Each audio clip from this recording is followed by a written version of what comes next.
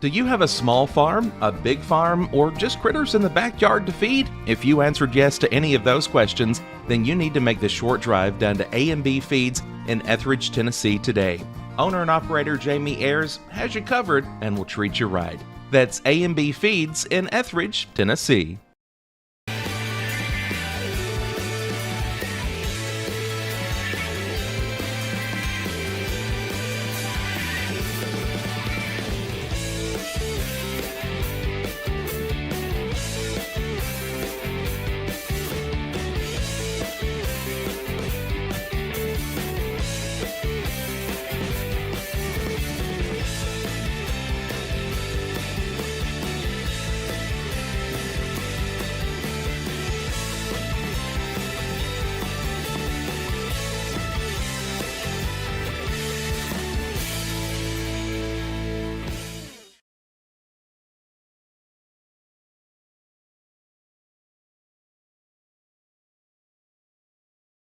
Financial advisor Scott Beasley knows time spent with family is everything. As a founder of Beasley Wealth Management, his mission is to give clients the freedom to enjoy time with family without the burden of financial concerns. A local of Lawrenceburg, Scott deeply values building relationships with clients, ensuring they make informed decisions concerning asset management, tax planning, and retirement planning.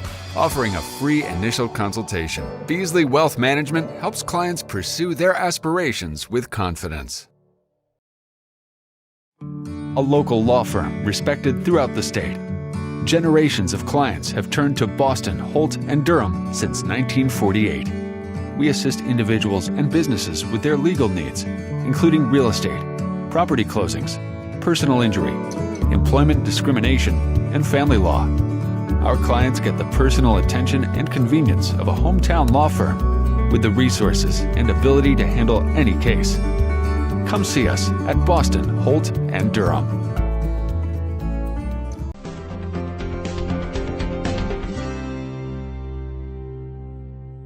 Got a dent, a ding, a scratch, or a bent fender? Major or minor, Car Country Collision Center in Leoma can fix you up. Car Country works with all insurance carriers, gives free estimates, can work on foreign and domestic vehicles, and has experience you can trust. They've been in business since 1990. Unfortunately, accidents happen, but you can get your car back on the road with as little hassle as possible with the help of Car Country. Call 931-852-4708 or stop by at 2567 Highway 43 South in Leoma.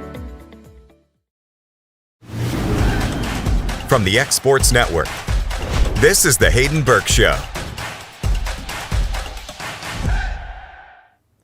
And welcome everybody to the Hayden Burks Show, as this is the debuting show of the Hayden Burks Show once again here on the X Sports Network. My name is Hayden Burks, your host of this show, and I'm joined alongside my man, the co-host, Michael Marks. And Michael, glad to have you. Yeah, man, I'm glad you decided to have me on. I mean, I think we got a potential to do something special here. Absolutely. You know, this group that we got going on, obviously some new things, new year, 2024. We obviously want to try out some new things, and obviously this is something we want to do. Obviously, you know, kind of, we've had our live shows, but nothing like a little sit back, kick back type of chill, you know, vibe podcast type of thing. You know, obviously it's not really like a podcast in general, but still just something we can talk about sports, and everybody can, you know, obviously during the day, if they want to tune into the X Sports Network, they can log in and watch what we got going on. So wish y'all would join us in the future with what we got going on. And obviously Michael will start off with what's going on locally right now.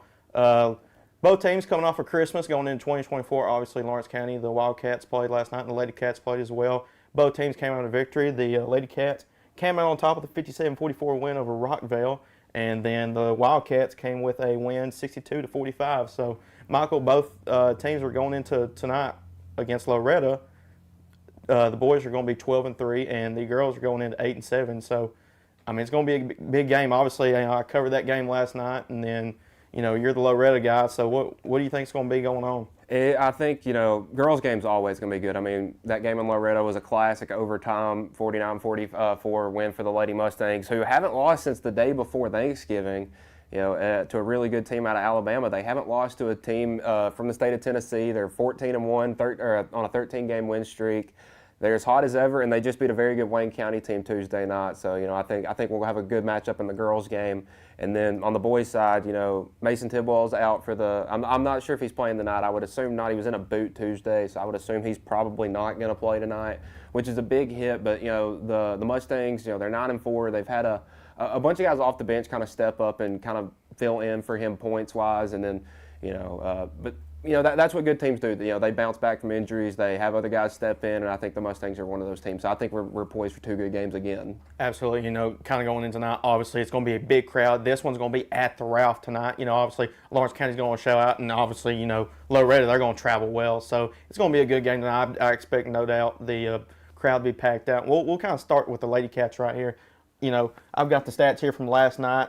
They ended up winning that one 57-44, like we mentioned. Ryan Hughes had 2, Cami Pig had 10, Lynn Kate King with 4, Cabry Tennant with 8, JC Scott with 28, Keely Frazier with 1, Jenna Johnson with 4. But hey, the main story for the Lady Cats last night was JC Scott having 28 points and 9 rebounds. And we have a special thing. We're not going to talk about it today, or right now, but we'll talk about it later tonight. Going into the Lady Cats game tonight, which obviously something special for the Lady Cats could happen tonight for one of their specific players. Yeah, and it's always big when something like that comes up. So I'm kind of excited. We have a chance to see that tonight. But looking at Loretto and Lawrence County on the girls' side of things, they look very similar with kind of how they play. They have that the one girl that's going to do a majority of the scoring, and it's not like they're ball hogging or anything. They're going to do a majority of the scoring, and then you have the role players that fill in and do what they need to do to help the team get the win. So we're seeing 2 very similar style teams tonight. Absolutely, and then you kind of like we talked about it before we started the show, like Lawrence County and Loretto are kind of the same thing right now. Obviously, you got Allie Weathers, who's averaging about 20 points a game, and then JC Scott, she's doing most of the scoring for the Lady Cats. And then you got the range of other players are like the 8 to 7 points per game for both sides. So obviously, it's going to be a good game. And then we talked about it earlier as well. I think the Lady Cats need to do what they did exactly down at Loretto when they played earlier this season. They got to catch on fire real quick like they did. I mean, obviously, we saw that game. I wasn't here, but you called that game. No, I didn't call it, but I was there. Yeah, you were there. I was there. And they went 4 for 5 from the three-point line to start that game. So obviously, that's a big factor. But from the Loretto standpoint, obviously they've been kind of a little shaky in the Christmas tournaments they've been playing. But they played in the Loretto or the Lady Mustangs Classic. They went 3-0. They beat some good teams, including Mars Hill Bible, and they had that one 8th grade player, Bell Hill, which is absolutely a stud, no doubt. So I mean, just kind of what do you expect from this Loretto Lady Mustangs team? Well, Allie Weathers hasn't been having as many good games lately, so I'm thinking tonight she's poised to have. I mean, that's one player you're not going to keep down for long. And then I've seen the style of what Loretto kind of tends to do in these games is they'll Allie will, as me and Cam say when we're calling a game, she'll get hers. She's going to go out there, do what she needs to do. And there'll be one other person that'll usually have 10 to 12 points. And, I mean, every starter for the Lady Mustangs has had a double-digit game, and, I think 3 of the 5 have had 20-point games. Emily Cozart can have a big game for you. J.B. Clifton can have a big game. Sophie Weathers, she's just a freshman. She had 18 last Friday against Belmont, Mississippi. I mean, and Libby Sanders, she's had a handful of double-digit point games as of late. So I think we just need to know who that second player is that's going to step up, and then you're going to have a good game tonight. Absolutely, and I think that's kind of Lawrence County side. Kind of what Cam says about Allie Weathers. It's kind of true with JC Scott. She's going to get hers. You can try to limit her, but she's going to get her points. It's obviously those other players like Cami Pig, Sadie Grace Cole, which that's a big hit for the Lady Cats. And I'm assuming she won't be playing because she got hurt on Wednesday in practice, so she's in a boot, and she didn't play yesterday. I'm assuming she won't play tonight. And then Ryan Hughes, she got hurt in the game last night. I don't know the update on her yet. I would assume she's not playing just because of how she didn't play the rest of the game, so I'm assuming she wouldn't. I don't want to jump to assumptions, but I'm just thinking from how it looked last night and how she reacted to the pain, it didn't look promising. So we'll see about that. So we're going to jump to the Mustang side, and the Mustangs and the Wildcats. They play tonight. Wildcats won a close one. Obviously, they were down, big to the Mustangs early in the first half, and they had that third quarter run where, hey, they kept scoring points. And then I think what changed it, in my opinion, was Blake Long pulling up in transition on the right wing 3. shooting that thing, and boom, just cashed it. I mean, it felt like that he just didn't miss that game. I mean, like from start to finish, he was just like hitting everything. Threes, mid-range to the basket. I mean, he was doing everything, and he's really the reason that game was close. It was 30-18 at halftime. Mustangs had a pretty comfortable lead. They were playing well, and then, you come out in the second half, and they were just flat. And this Mustang team has had a tendency to do that. Well, they'll go a couple minutes without scoring, and against a team like Lawrence County, as dangerous as they are, I mean, you can't really afford to do that. And that first 2-3 minutes of the third quarter really, kind of set the tone for the rest of the game, and that's, it was a close finish. Absolutely. I mean, you talk about how they played. Both teams played really good, and we talked about it. You were there. We saw the environment. That place was jam-packed with a new gym, and all of a sudden, then you're going to be in a bigger place like Ralph Bitts Memorial Gymnasium. That's probably one of the biggest gyms in the state. Yeah. And, I mean, you got tops, you got bottom. I mean, that place might be sold out tomorrow. It might be. That one side's going to be Lawrence County, and then the other side's going to be Loretta. You're going to have both sections going at it. I'm so excited for that game tonight. And then you mentioned it. We'll talk about this a little bit. You said Tidwell won't be playing tonight. Do you have an update for him? Well, he got hurt in practice the week. They played last week in a tournament at Franklin Page High School. The week before that, turned his ankle. And I don't know the severity of that injury, but he's been in a boot. And I talked to him after the game Tuesday, and it's kind of just up in the air. I don't assume he'll play tonight. I don't think we'll see him before next Friday because that's when district play starts for the Mustangs, and they got Summertown. And January 12th. You don't want to miss that game. This game, despite it not being a district game, still means a lot. But I don't think they're going to play him until he's 100%. He's their leading scorer. One of their best presence defensively. Just his size and stuff like that. But they've had a bunch of guys stepping up. You get Case and Bowie back from mono. He's playing a lot better, starting to get more minutes, starting to get back in basketball shape. Quint Seymour has stepped up. He's become a tremendous shooter. I mean, because just his outside shot, he looks a lot more confident shooting. And then you got Corbin Reynolds, bringing the ball up the court, solid defensive player. You have Jaden Aaron, who's starting in the place of Mason Tidwell, and he might not be able to go give you 20 points, but his defensive presence and just the little things he does right kind of add up to big things. Absolutely. And then Jackson Robertson, he's always going to be able to go out and give you 10, 12 points. See, I can always count on you to know Loretta stuff. Oh, yeah. I mean, I'm the Lawrence County. We'll get to Summertown later. Jumping to Lawrence County, the Wildcats going to this one 12-3. They went down to Pensacola to play I guess after Christmas Classic. I don't know what exactly it was. They went 1-2, but man, I'm telling you what, that first game they won that one against Pensacola Catholic 64-55, which that was, I think it was a little jet lag maybe in my opinion when I watched that game. They look a little sluggish, but they started picking up at the end. I think it's just because you got down there, you're excited to be down there, you're also excited to play. And then the next two games, they lost to Bishop McNichols where they got down big and then kind of made a little bit of a comeback, but weren't able to get to where they need to be. And then the last game they played at 8:30. In the morning or at night? In the morning. 8:30 in the morning. Neither one of those are fun. Yeah. And they played a team in Mars, Ohio, and of course they lost that one 62-65. But it reminded me of when they went to Tennessee Tech last year in the region, where they were down big at halftime, had that shot, then they came back and they cut it down to 3. And see, I was actually at that game. I was sitting courtside with Cam and AJ. I didn't call the game. I was just kind of sitting there with them watching. And that game, that's still one of the best high school games I've ever watched. I mean, they were down by I think they were down 19 going into half because they were down 22. Alex Bedford hit that 3 at the end of the quarter to go into halftime. Yeah. No, that was into the third quarter, and they were down 17 going into the fourth. You are right. That's right, because I remember. They just went crazy. I mean, you had TJ hitting threes. Alex seemed like he couldn't miss a shot. And then they had actually I think they were up by 1 or 2 with a minute or so, and some fouls and turnovers started happening, and they ended up losing by 2 or something like that. But that, you look at it, they win that game, they go to the state tournament. Absolutely. Because White County ended up, or I think it was White County. Yeah, White County ended up winning that game. They ended up winning the region championship by 40. And then I think they made it to the Final Four for the state tournament. So, I mean, Lawrence County wins that game, you're looking at a Final Four team right there. Yeah, I mean, absolutely. And, of course, the teams that they had in there, it was White County, Lawrence County. A Spring Hill team that was 4th in the district. They came in 4th in the district, made a run, and got to the region. So, good teams there. But, hey, going back to that, I talked to Bryce Cliff. He's obviously excited about tonight's game, getting the guys, in an environment that they're used to, but also it's a rivalry game. You mentioned it. It really doesn't matter for either of our teams just because it's not district, but that's one of those in-county rivalries that you want to win. Yeah. I mean, bragging rights. Yeah, bragging rights, and we'll go back we'll go back a few months to football. Man, I tell you what, Loretta football. beating Lawrence County for the first time. What was it, 21, 22 years? I wasn't alive, I'll tell you the lie. I think it was 2001, 2002. Yeah, but I say like I might have been 1 or 2 years old when that happened. But it's always a rivalry. You know, Summertown, Loretta, Summertown, Lawrence County, Loretta.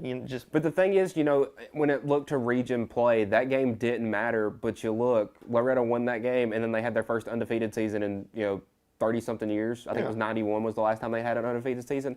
A win like that can kind of catapult you because you look at the Mustangs the past couple of years before that, they had lost that game in heartbreaking fashion 3 years in a row, and then that's a chance from going like an 8-2 season to like a 4-6 season like the Mustangs would end up having. So that win can really catapult you, and maybe tonight it'd have some similar implications. Absolutely. So we'll look at the Lawrence County, how they did last night. Alex Bever had 17 and 10 rebounds, so obviously he's going to be a key factor. Yeah. TJ Gobble, 17, Blake Long with 8, Colton Tucker with 4, Logan Boswell with 13, Braden Fields with 3. Obviously, that starting 5 for Lawrence County is going to be a key factor. And, we've noticed it. They only really play 7 guys throughout the whole season. They've got their 5 guys, and then they got Braden Fields and Westbury coming off the bench. And, Alex Bedford and TJ Gobble, they're just the 1-2. They kind of remind me of the Celtics whenever, you usually got a Batman and Robin on most NBA teams. But the Celtics, I can't remember who. I think it was Kendrick Perkins I was watching on First Take. He was talking about how Jaylen Brown and Jason Tatum's the 1A, Jaylen Brown's the 1B. And that's kind of like how it is for Lawrence County. You got Alex Bedford, 17 and 10, and then TJ Gobble, he had 17 and 5. Of course, he was down low and he got a little bit of foul trouble at the end of there. So, just what do you think is going to be the key factor for the Mustangs possibly to go into Lawrence County tonight and pull off a win? Well, I just know the last time they played, TJ had 8 points. He had 2 going into halftime. It was not his best game. And 2 of those points were that buzzer beater shot to win the game for Lawrence County there at the end of the game. But, he had Mason Tidwell guarding him the whole night. He's not playing tonight. So that kind of opens up TJ. Alex, I think he had 19 in that game. He had a really good game, but again, he did most of his work in the second half as well. I think the key for the Mustangs, I'm not sure, talking about Alex and TJ, you're not really going to be able to shut them down, just to be able to slow them down enough, and don't let the other guys beat you. Because Blake Long had a huge game against the Mustangs the first time. If they let that happen again, they probably will get beat. But, they just need to kind of let, Alex and TJ not necessarily do their thing, but let them kind of control how the game's going to go. Yeah, but that's the thing about Lawrence County, though. Like, they are so good. Like, they only play 7 guys, but all 7 of those guys can score the basketball. Yeah. One night it may be TJ. Next night it may be Alex. The night after that it may be Logan Boswell. It could be Braden Fields one night. We never know between that group. But obviously that starting 5 is just one of the probably best starting 5s in this region by far. Yeah. Yeah. They're a tough team to beat, and their size and their versatility is what makes them so hard to guard. Because every single one of them is at least 6 foot tall. You got TJ and Alex that are like 6'3" and 6'6" maybe. They're huge. You're not going to play many teams. Loretto at least isn't going to play as many teams as big as them, as versatile as them. But Loretto's not a small team either. With Bowie back, you got like a 6'7", 6'8" guy. I think we're poised for a great game tonight. Absolutely. So we'll take a break. After this break, I can't even talk now, Lord. We got talking about high school sports at this point. We're going to be talking about college football, what all happened. We're going to be talking about Alabama, Michigan, Texas, Washington, and Tennessee and Iowa. So coming up next here on the Hayden Burks Show, we'll be talking about that. Stay tuned. Hey everyone, this is Landon Saunders. And this is Nate Patterson with Cloud9 Fiber. We're excited to finally be able to offer Lawrenceburg our blazing fast, reliable, and affordable fiber internet services. If you're looking for a more reliable and more affordable provider, we at Cloud9 Fiber have you covered. Plans start at $50 a month, and we can offer up to a gigabit to your home or business. We are excited to be able to offer your first month of service entirely free. We encourage you to sign up on cloud9fiber.com or by calling 931-201-9098 so we can help you make the switch today. For the best meal from south of the border, head to Cocina Real in Puente Grande for lunch and dinner. With a wide array of mouth-watering entrees, there's something for everyone on the menu. And you can't forget the cheese dip. They'll treat you like family, and you'll never leave hungry. Make Cocina Real Mexican Restaurant and Puente Grande Mexican Restaurant your choice for authentic cuisine, located in Lawrenceburg, Tennessee. If you could live anywhere, where would it be? And what would it be like? With today's home values, this is the perfect time to sell and make those dreams real. When you work with a world-class agent at Coldwell Banker, you benefit from trusted guidance in our revolutionary Seller's Assurance program to make your home sale more rewarding than ever. So it really is true. Your dreams don't have to be just dreams.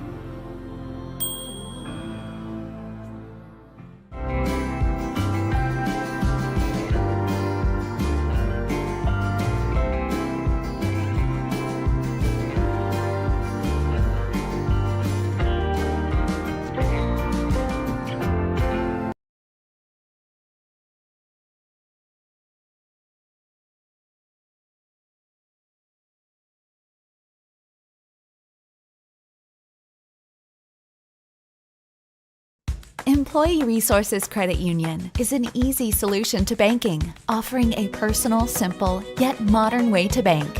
When you bank with ERCU, you are a shareholder, meaning you own a piece of the pie, and we make it easy with the convenience of digital banking, with service you won't find at another financial institution, including low to zero fees and incredible rates. We have the technology you need with the personal service you deserve, right here in your own neighborhood. Employee Resources Credit Union, not for profit, for service.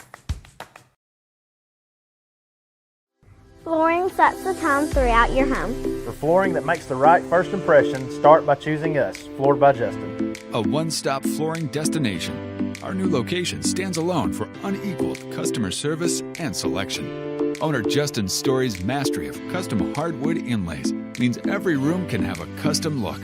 Discover how the right choice of hardwood, laminate, carpet, or tile can set the tone in your home. Contact Floored by Justin today.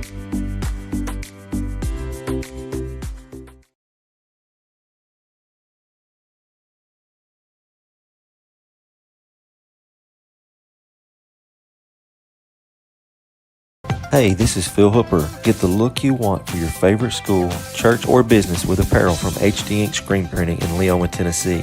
Got a logo you need embroidered or screen printed? Let HD Ink give you the professional look that sets the bar in today's world. We do fundraisers and custom designed apparel and so much more. Call today, 931-201-2961, or come see us at our new shop located at 26 Ingram Road in Leoma. Remember, HD Ink for the look you want and the look you deserve.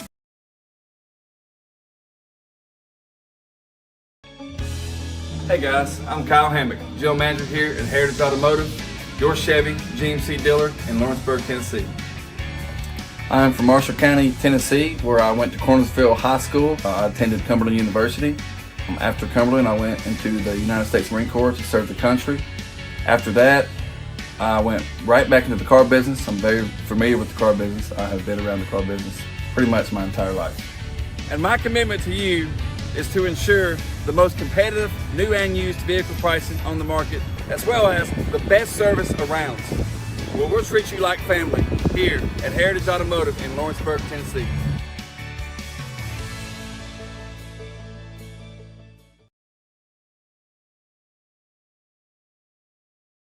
Jack Davis Insurance, located at 201 West Gain Street in Lawrenceburg, has you covered through life's obstacles. Facing those challenges is easier together. That's why Jack Davis specializes in group insurance. Cover the most valuable aspect of your business, your employees, with coverage for life, accident, cancer, critical illness, short-term disability, dental, and vision. Jack Davis can customize to meet every need. Serving Lawrence and surrounding counties since 1987.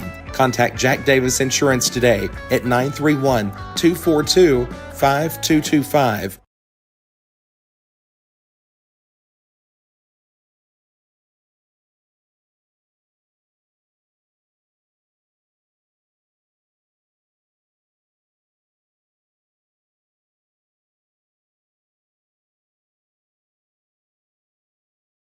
Hey everybody, this is Jacob Patterson with Caldwell Banker Southern Realty.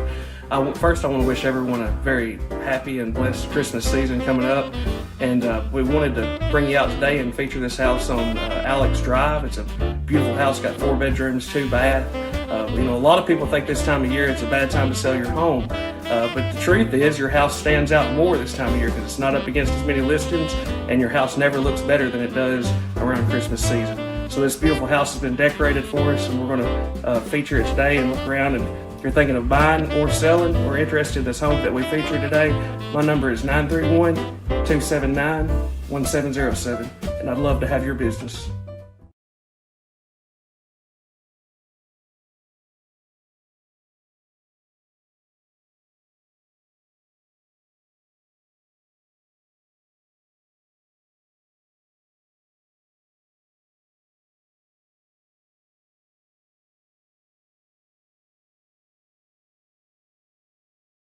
Are you looking for the perfect refrigerator? What about a new stove or washer or dryer?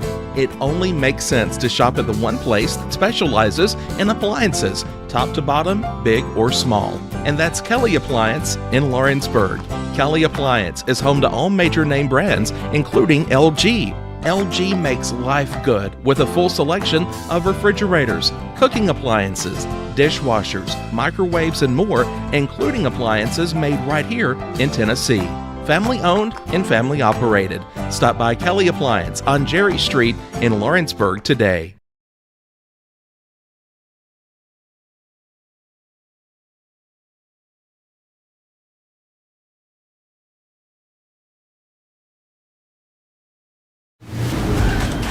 From the X Sports Network, this is the Hayden Burks Show. And welcome back to the Hayden Burks Show. We're back after some technical difficulties. I have no clue what's going on with the camera. Michael, we just, here on the X Sports Network, we just can't go without technical difficulties in one show. Oh, it's never an X Sports production if there's not something technically going wrong. I mean, the first baseball game I ever did for AJ, we missed like the entire first inning because his camera went out like on the third pitch of the game, and then we sat there for 30 minutes trying to figure out what was going on, and then we realized that when he was trying to boot everything back up, he didn't have his camera plugged in. So, you know, it's always something like that happens. I mean... No, I mean, it's a good time, though. It's a good time. We have a good time with it. Don't get us wrong. We have a good time. I do remember, though, there was one Heine show where I think it was a college show that we had. It was me, you, and Dusty during the Little League World Series. And, dude, I remember we had, because I remember Sam was there, our producer over there. Was it the game where was it the time when all the mics went out? Is that what you're getting at? Yep, exactly, because I remember. All the batteries died. Because every battery died. I was doing my rant, and all of a sudden, Sam's like, I can't hear you.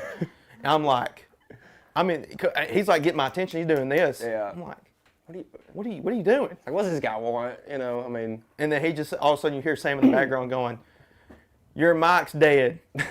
And so I'm like, oh, great. And then we like cut to a break and we went back. Yeah. We ran through like 10 microphones that night, and there was 3 people there. Yeah, it was just all of it. But hey, we have a good time here on the X Sports Network. Always. I want to mention something real quick though. We're gonna have a live chat here on the Hayden Burks Show. Our last segment is going to be the Q&A, all sports things. If you have anything sports-related questions, send us a chat. We'll answer those questions. So obviously do that. We really appreciate you tuning in and listening to us and interacting with us. We do appreciate that. So, Michael, obviously before we went to break, we're going to talk about college football now. The games we're going to cover is the Rose Bowl, the Sugar Bowl, and the Cheez-It Citrus Bowl. Our own Tennessee Vols took that win. But we'll start with the Rose Bowl as Alabama falls to Michigan 27-20. And, Michael, that was just, boy, that first half looked like just awful. Yeah, I mean, would you expect anything else with Michigan? I mean, I remember watching, I watched 3 Big Ten games this year, a grand total of 3. I watched Ohio State, Penn State, I watched Michigan, Penn State, and then I watched Ohio State, Michigan. All 3 of those games were awful. I mean, it's like watching paint dry. But, I mean, I think, you know, the second half, just the antics going on, I think it was a great game.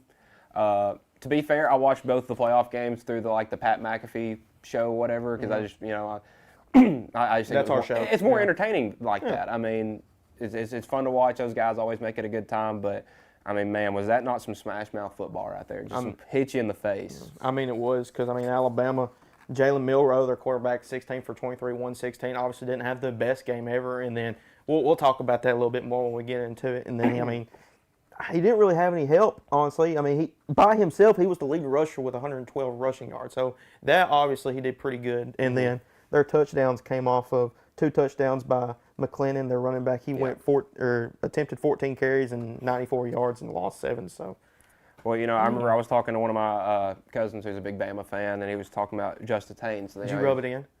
Well, not necessarily. I kind of just, what happened, because Bama got in, they were supposed to win, and but on to that, Justice Haynes, he was like their running back 3, got in, 4 carries for 31 yards. He was averaging 8 yards a carry and got 4 touches. Well, see, that's what I was talking about with some of my teammates back at UT Southern. We were talking about that game, and obviously, in my opinion, I thought the run game was the reason that Alabama could win that game because Milroe. I mean, they ran for 172 yards. I mean, there was no touchdowns in that game. Their leading receiver was Bond for Alabama, and then you look at, Michigan. It seemed like I was thinking Michigan would be the one running the football that needed to run the football, and Alabama needed to throw the football. It was the complete opposite. It was, yeah. Yeah, J.J. McCarthy, he was throwing that thing, and then Milroe was running it, and so it was obviously different than what we expected. And J.J. McCarthy, obviously, he had a big game. 17 for 27, 221, and 3 touchdowns. And see, he had only had I think it was after Connor Stallions had been fired. He had only thrown 1 touchdown, and that was like week 7 to like week 13. He'd only thrown 1 touchdown, and then comes out and has a big 3 touchdown performance in the Rose Bowl. This is what we could talk about when it comes to Heisman trophies and all that.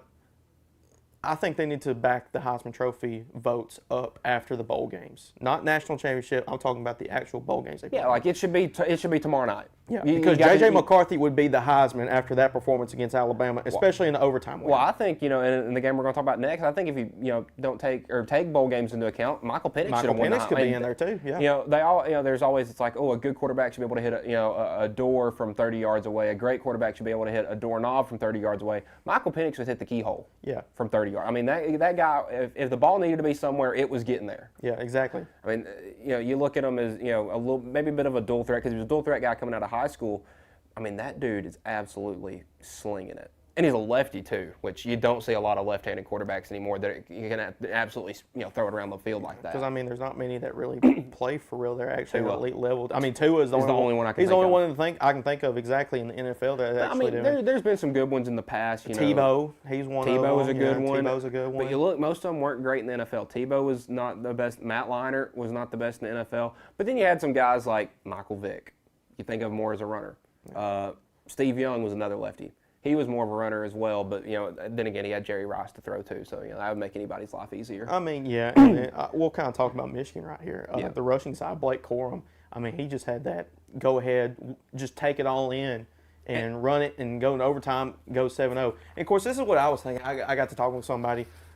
They asked me, well, why didn't Alabama ask to get the ball first? Because they won the toss, and they decided to defer and get the second. Yeah. Well, that gives you a chance to know, okay, let's say. What do I have to do to win what this do game? I have to do? Exactly. And, Michigan, they obviously went down. What was it like? 2 second plays? Play. Yeah. Yeah, the second play of the drive. Second play, and they went in and scored the touchdown, Blake Corum. And I believe with that touchdown, I remember them saying he's now the most touchdowns in a single season for Michigan. He's got like 25 or 30 or something. I think it was 27, 28, something like that. Anyway, he's going to be obviously in the NFL next year, no doubt. Is he going to be? Yeah, because this is like his 5th year in college. Yeah, so he'll be in the NFL for sure. Because there was discussions of whether or not he'd come back this year, and when you look at how loaded their roster was, if you got a chance to come back and win a natty, I don't see why not. Yeah, but then again, this is something we could talk about for another day. Harbaugh. I saw reports about Harbaugh. He's not going to entertain the discussions of taking an NFL job right now, but they say he's probably more likely the head candidate for getting the Chargers job next year. So. Well, what his main goal coming into Michigan was kind of bring them back to prominence. Well, his last 3 years, they've made 3 college football playoff appearances. Beat Ohio State the last 3 years. Beat Ohio State the last 3 years. They're a program now. Yeah, I remember Michigan was always kind of like that middle of the road team. Yeah, 18 to 20 range. Exactly, somewhere like that. They weren't ever going to be super tremendous. They always lose to Ohio State. That's all I remember. And they've gotten to where they have their number right now. And it's made college football a little more interesting. We're getting a new champion this year. Yeah, absolutely. And I'm opposite of a bunch of people. I'm not going to cheer for an SEC team in the national championship. I wish all of them the worst except Tennessee. So the fact that it's Michigan and Washington, I'm completely okay with. What are you doing, Sam? Sam gave me a look. He gave him a look. I'm not cheering. This was Sam's reaction. He was looking at the computer, and then Michael said that. He went. I'm not going to cheer for Alabama. I mean, you can see how much orange I have on right now. Dude, it's not happening. Did you text Dusty? No, I didn't. But Dude, I wanted to. He got mad after I sent that text, because after Tennessee's game was over, I texted the group chat and I was like, man, if Tennessee beats Iowa like this, Alabama should beat Michigan by 30. And he said, Dude, don't start that crap. And then, we'll talk about that in a little bit. But let's talk about the that last play by Alabama. We'll finish up with that. What in the world? I mean, then again, credit.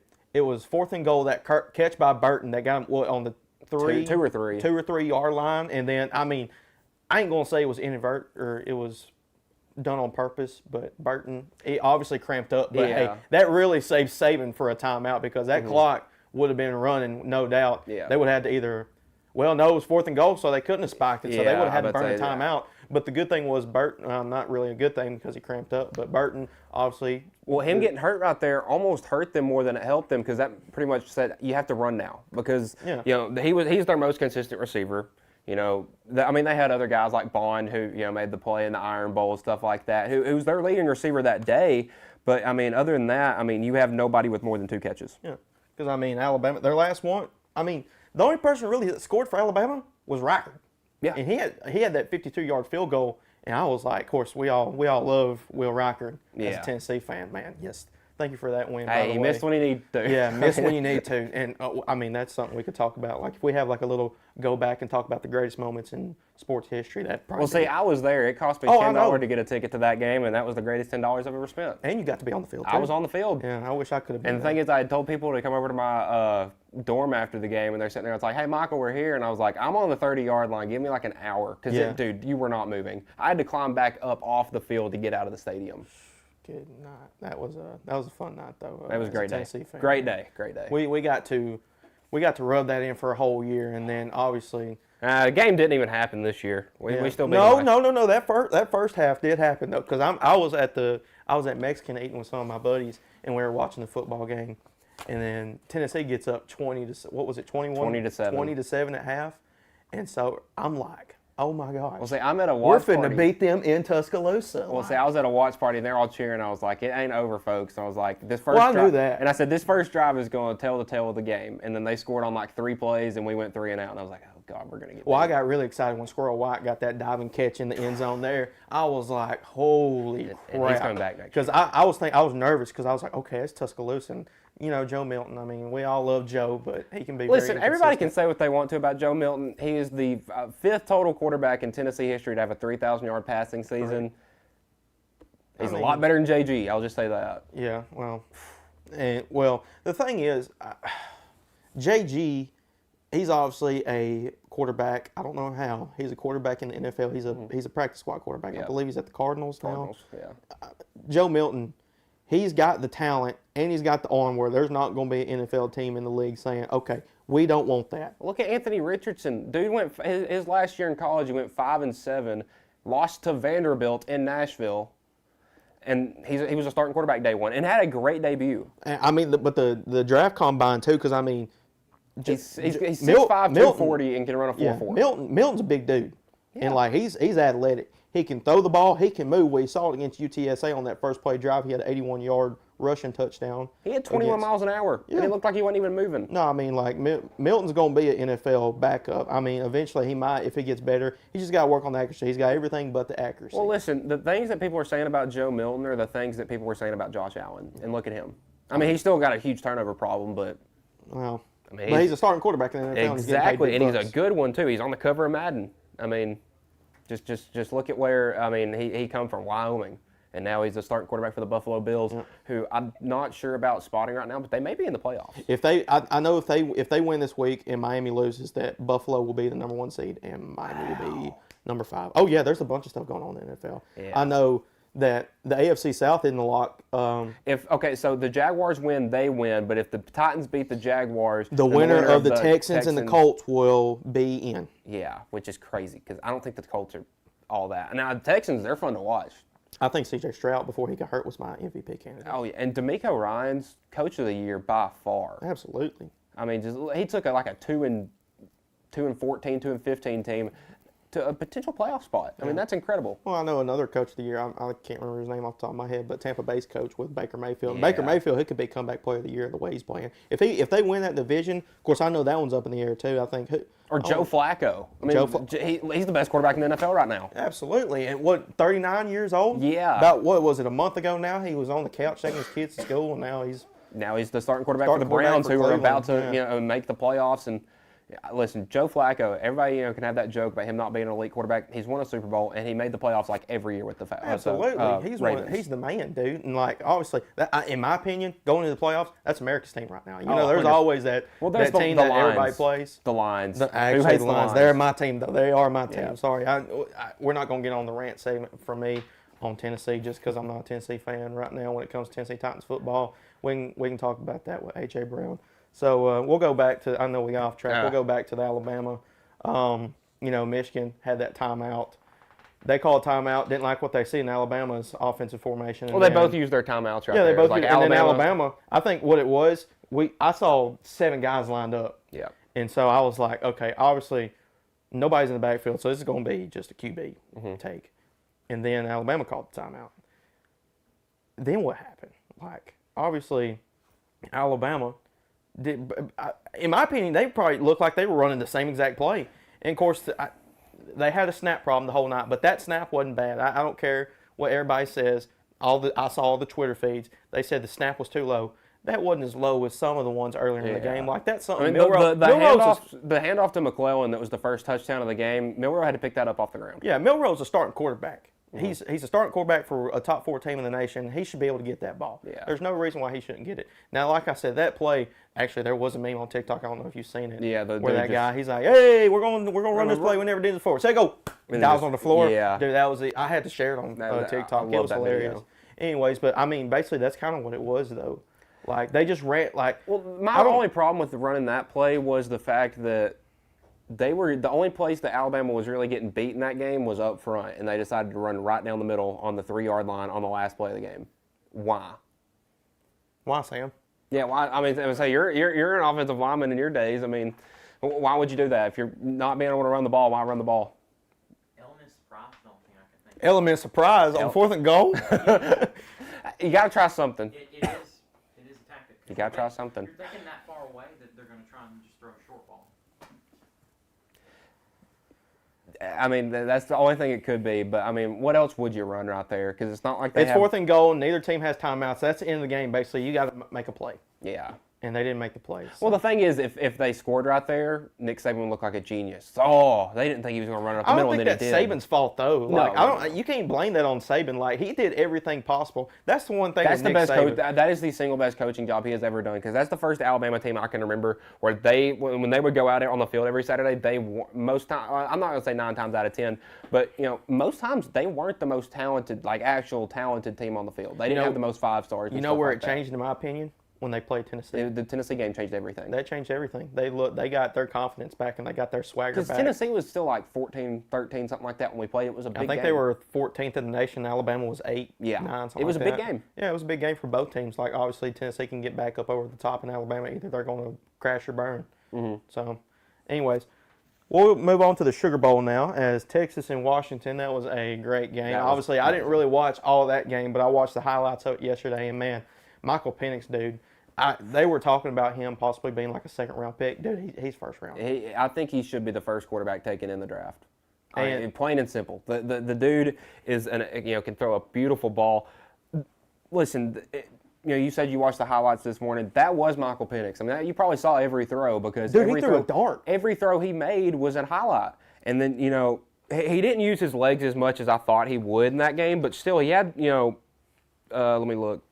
31 rushing yards. Yeah. He had 30 rushing yards. And they were on big plays where it's like, oh, everything breaks down. He's not going to have anywhere to throw it. And he went for 30 with 2 touchdowns. Yeah. Like, and that's another thing I told my and buddies. The thing was, it wasn't a playoff record because Joe Burrow had that game against that awful Oklahoma team where he threw for like 500 yards and like 7 touchdowns. Well, but still, Michael Penix deserves to be up there because, 430, that's hard to do, especially for just an elite quarterback like he is. And the thing was, the only weakness Texas is because their front 7 was incredible. I mean, you look, the leading rusher had 51 yards on 21 carries for Washington.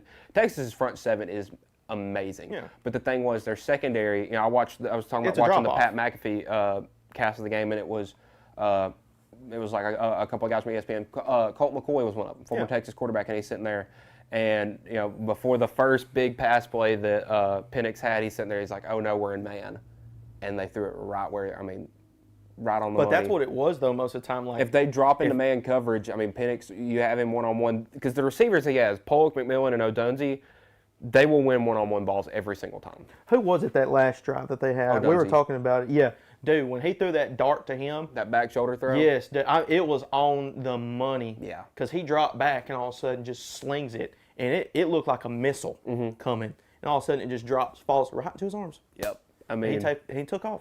Yeah, it was a great game. I felt like Washington kind of had control the whole time. The fact that it was, you know, a game that came down to the last play was really surprising. But man, props to Texas. And because I remember the Exports Live when we did our playoff picks. I picked Texas and everyone laughed. I didn't laugh. I thought it was a little AJ was the one that gave me such a hard time about it. No, it was AJ and Dusty. So and I'm sitting here. You can look at the camera and tell them there's the camera right there. If you want. Yeah, listen, Texas was good this year. They finished 12-2. I know he's watching. Oh, 100%. But listen, I said before the year that I knew their front seven was going to be good. They have Quinn Ewers. Jonathan Brooks was, tore his ACL. I think if they have him, they may win that game. But man, props to Texas. And their two best receivers, Worthy and A.D. Mitchell, had a combined 77 receiving yards. Who all did you pick that in the one where we made I don't want to say the other couple teams. I had Georgia. I know. Okay. I had Georgia. I had Texas, and then I had Penn State and USC. In the play? Oh, for the 6. My bad. Okay, I got you on that one. Yeah. No, I don't even want to talk about mine. I drank the Kool-Aid whenever I made mine. About Tennessee, sheesh. Well, I didn't want to pick Florida messed that one up. Obviously. But I don't like talking about that. Yeah, hey, sticking with Ewers, man, dude, that dude at the end, like, I was watching the highlights of that game, and Washington kept on scoring. It was touchdown. All of a sudden, they started making field goals, and then it all of a sudden, Why do I keep saying Michigan? Texas scores, and then it's still a close game. Mm-hmm. And then they start making them passes, man. Yeah. And it was Blue that caught that pass on the sideline, which basically oh snap, okay, we need to get going. Because it felt like Washington was celebrating. Because in the first half, Washington looked like they were just putting their foot on their neck. Yeah. And then Texas they're all hope's lost. Then Washington, they couldn't really score the touchdowns like they needed to. Then Texas, they started getting it together. Texas, looking at the scoring drive, they had 10 points in the fourth quarter to Washington 6, and those 6 points came off of field goals. Yeah. So they had that touchdown there, and then after that, just Texas, dude, they just took it down the field and I can't remember were they on the 21-yard line? It was somewhere around. I think they were maybe in. I think it was closer the 12, 15-yard line. But they had a jump ball. They gave it to their best jump ball receiver, and it was. I don't think. I think it was on the money. I'm about to say everybody was like, "Oh, that throw was way too far outside." Listen, he put it where only his guy could get it. It was just great coverage by Washington, and I just want to give a huge shout out to Washington just for the whole year. Yeah. Because they play Oregon the first time in Washington. Oregon's a better team. They'll beat them. Washington wins. The Pac-12 championship game. Oregon was favored by 10.5, and I'm sitting there. I was like, Washington hasn't been beat. They already beat Oregon. Why wouldn't they do it again? They did it again. And then the playoff, everybody's talking about, okay, who's Texas going to play in the championship game? They got to play Washington first. Washington's number 2 in the country. They're 13-0. Put some respect on their name. And then they came out and listen, they dominated that game. I don't care what anybody says. Sure, they couldn't run the ball, but listen, you have the best pure thrower in college football, slinging it around the yard. Props to Washington. And you know what? I don't know what the spread is for the championship game. It's probably Michigan 6.5 somewhere. Yeah, probably something like that. Maybe 6.5, 10. I would be shocked if it's 10.5. Yeah. I would be absolutely shocked. I can pull that up real quick. But listen, I'm not picking them to win or anything, but it would not surprise me if I don't know. I got to look into it because I have no clue. Michigan 4.5. Michigan 4.5. And listen, it would not surprise me if Washington won this game because they have been doubted all year. And listen, I think Michigan's bigger than them. I think Michigan's stronger than them, and I think Michigan will run the ball against them on will. But can Michigan cover cover their guys. That's what I was about to say. Can they cover their? I mean, they got 3 listen, guys they have, outside. They can go and make the a thing play. is, they have 3 guys. You know, when they played Ohio State, they shut down Marvin Harrison Jr. because I think his name is Will Johnson or something like that, the number 1 corner for Michigan. And, you know, he shut down Marvin Harrison Jr., who is, you know, the so-called best receiver in college football. I don't think he should have won the Blitnikoff, but that's an argument for a different day. Can they shut down Polk and McMillan or Polk and Adunzi, whoever they choose to put Johnson on? You know, can they cover the other 2 guys? Because listen, those guys had big games too. I mean, McMillan had 58 yards. Polk had 122 yards. I mean, you shut down one guy. It's kind of like a pick your poison with this Washington team. And, you know, everyone's giving their running back a hard time. I mean, he was a little banged up in that game. 21 carries for 51 yards. He ran for like 230 or something like that crazy against USC earlier in the year. He can run the ball. It's just, you know, which Washington team are we going to see? And then also Dylan Johnson had 51 yards on, 2 touchdowns. I mean, but one of them was in the red zone, but still, like, Dylan got to it. I mean, he got to it for Washington. So, I mean, obviously, that's going to be a good game. Michigan and Washington, you know, obviously the top 4 teams, 1 and 2 will be playing both undefeated. That's all we want to see, basically, when it comes to that championship game. 2 undefeated teams go head-to-head. Big Ten versus Pac-12. It's kind of weird not seeing an SEC team. This is the first, listen, you know, there was always this graph, and it was like there hasn't been a team not in this circle, and it was a portion of the United States that had Ohio State and Clemson and Alabama and Georgia. It was like there hasn't been a team that was from here that wasn't from here that hasn't won a national championship since like USC in 2005. Well, I mean, that's kind of like, I mean, we talked about it with the SEC this year. They were down bad. They were down bad. Like, of course. Now, listen, I think, and this is also a different argument. If you put Georgia in, they win it all. I think they lost 1 game by 4 points, and then you boot them. That's the first game they had lost since they had lost to Bama in the championship game 2 years ago. But again, that's a different argument. That's a different argument. There could be so many They arguments. beat Florida. It could be taught. Of course. Well, there were Florida State people giving Alabama a hard time for losing them to Michigan. You and I, we can talk about that. Whoever's favorite to get in, because we're Tennessee fans. We could care less about any of those other teams. That's why I watched the playoff games. On the other hand, Sam, he's probably happy. Alabama should have made it the whole time. Yeah, Alabama should have been in the whole time. What do you think, Sam? Bama at 4, Georgia at 3, Washington at 2, Michigan at 1. Where do you put Texas out? Because Texas beat Bama. You see that? You know whose fault this is? Georgia's. Yeah, all they had to do was beat Bama. Yeah, that's all they had to do. And I think that's what put Texas in, because they won the Big 12 championship. Oh, hey, Bama beat them. Now Texas, they beat Bama. Well, it's like Texas beat the SEC champion. You got to put them in. But the FSU fans that said that they still should have been in, and then they lost that game because of all the opt-outs. Georgia had 27. I would say Georgia had as many opt-outs as. It was the exact same number. Yeah. Who was it that told me that? Like Georgia, I think it was you, Sam, that was telling me that Georgia. Yeah, they had like more. Both teams had like all their starters pretty much out. And Brock Bowers was out. Didn't play. Which is like he didn't play. Their best player. He declared. But yeah, you know, there were still Florida State fans on Twitter. It was like, "Oh, Alabama lost. We should have been in." And I'm sitting here, like, if you made it, I was about to say, one, you just lost to 60 in the Orange Bowl. 60. That was the biggest bowl loss of all time. Behind TSU. I would say behind what Georgia did to last TCU last year. Yep. Which was the proof. Like that was the reason that that's why we're going to 12 this year. That's why we're going to 12 too. Exactly, but they were giving Alabama a hard time for like somebody was going to have to lose that game. Like it's not like both Alabama and Michigan were going to win. I don't know what their whole argument was. Oh, we should have. They got it right. Yeah, they got it right. We got two good games. That's what I was talking about with several people. Two good games. I've looked at Twitter. The committee got it right because obviously Jordan Travis not being with Florida State, he got hurt against North Alabama in the game that they obviously. I don't know why. Yeah, UNA is the reason any of this happened. Okay. Yeah, I think UNA's fault. And that's a team we almost cover now. I know. Like, that's a team, and just because of them, Florida State's not in because of that reason. Why was Jordan Travis even playing though? Like that late. Well, you got to ask. It was a close game though in the first half. Opt out of that bowl game. He would have opted. Yeah, 100% opted out. Georgia and FSU playing in that bowl game, would he have opted out? Well, I don't think it would have been that bowl game if he was still playing, but I 100% would have opted out. He wouldn't opt out. I think he would have. I think against Georgia. Georgia. Yeah. He would have gone to the draft because he's going to the draft. He's going to. Well, I don't know now with that injury, but it's kind of like Hendon Hooker. Yeah, last year. It's like, oh, do you want to take a banged up guy that has a bright future? But the reason Carson Beck didn't sit out, he's coming back next year he wants to win that Natty. Exactly. Well, Dylan Raiola flipped from Georgia to Nebraska. So but listen, I mean, for something that me and your generation might care about a little more, so the national championships at 7 or 8 o'clock on Monday night, which I always think is so stupid. Put it on a Saturday. But there's supposed to be an announcement, rumored during the game at some point they're going to have the announcement for the release date for the new EA Sports college football game. So when is that coming out? May? We don't know, but that announcement is supposed to come. It's supposed to be coming out this summer. So I would say it's usually a summer release around like July.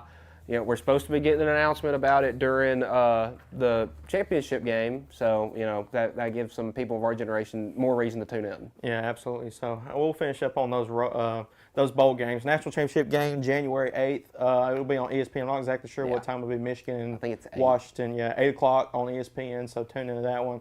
Now we're going to get to our favorite topic. I know, Sam, you probably want to put your headphones on because you might not want to talk about this one. But 6:30. 6:30. 6:30. That's early. Wow. It's usually like 8. But no, it probably won't be done until 10:30. I would say it'll get done at midnight. The official commercials. reviews and all the. They'll do 4 hours of commercial breaks. Both teams are going to make sure that they do everything possible to cheat their way into a national championship. 100%.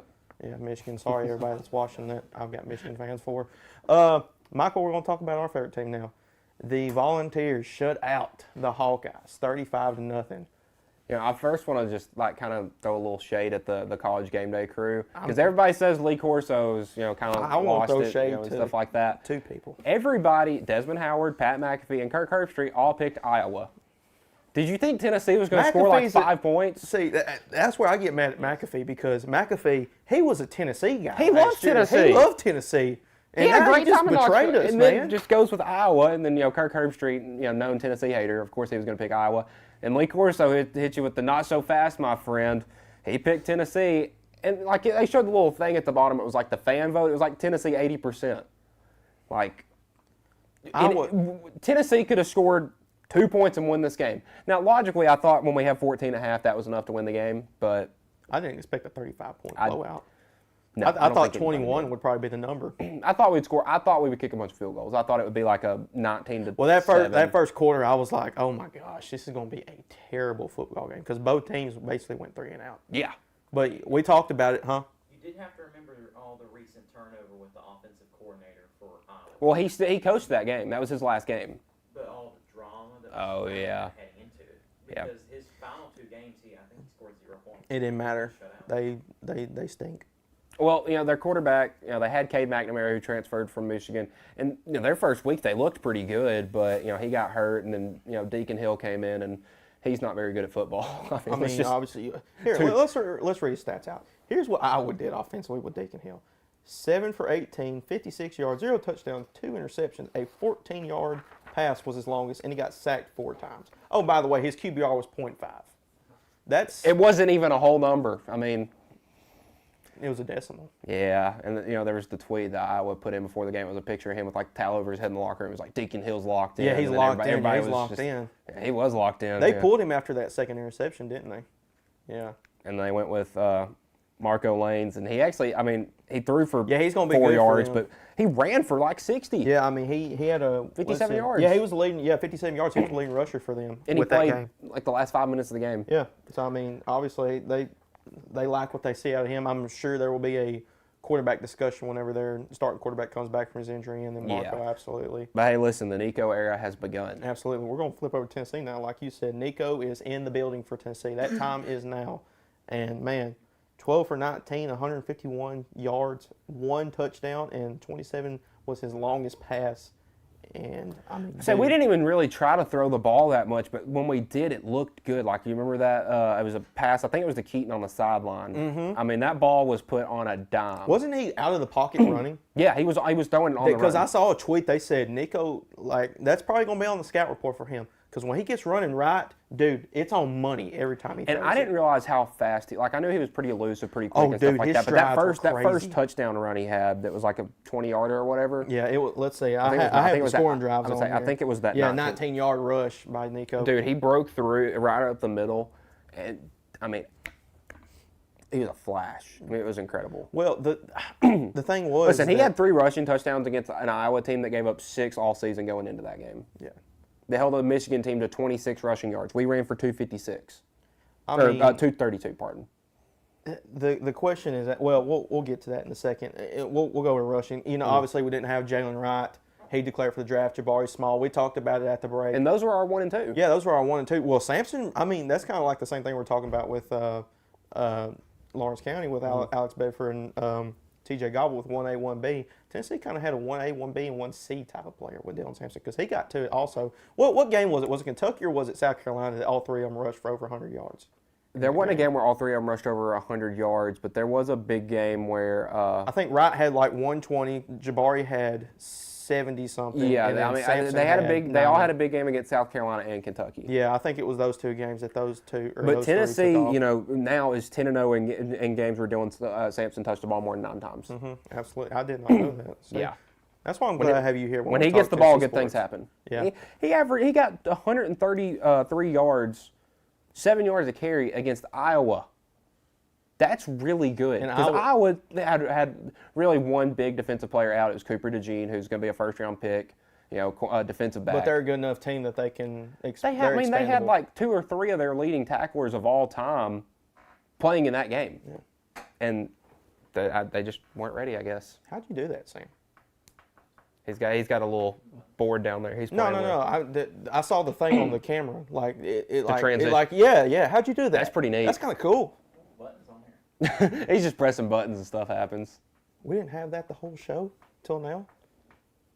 I feel like he's been doing it the whole time. Well, I haven't. We've been talking sports, but I was looking at you, and all of a sudden I see the TV in the background. Yeah. All of a sudden it just does that, and I'm like, "What are we doing? That's sick." So Sam's got some toys he's trying out here. Yeah, for real. First show, and we're already experimenting. All right, we'll stick with that. Receiving wise, Ramel Keaton, obviously. He was one of the main guy for us. He had 51. Squirrel White obviously didn't have much. Only had 3 receptions for 39 Which is yards. weird because there were big games where Joe Milton literally only threw. It felt like he only. It was only Squirrel. It was only Squirrel. Like he had several like double-digit reception games. Is Ramel coming back? Ramel's gone, but we get Squirrel back. We get Bruce coming back, and then we got Chris Brazel, who came in the portal from Tulane. Braswell, yeah, and then Thornton's coming back. Thornton, from Oregon. And he'll be good. I mean, because he's just heated up right when he got hurt. Yeah, he got hurt, Missouri.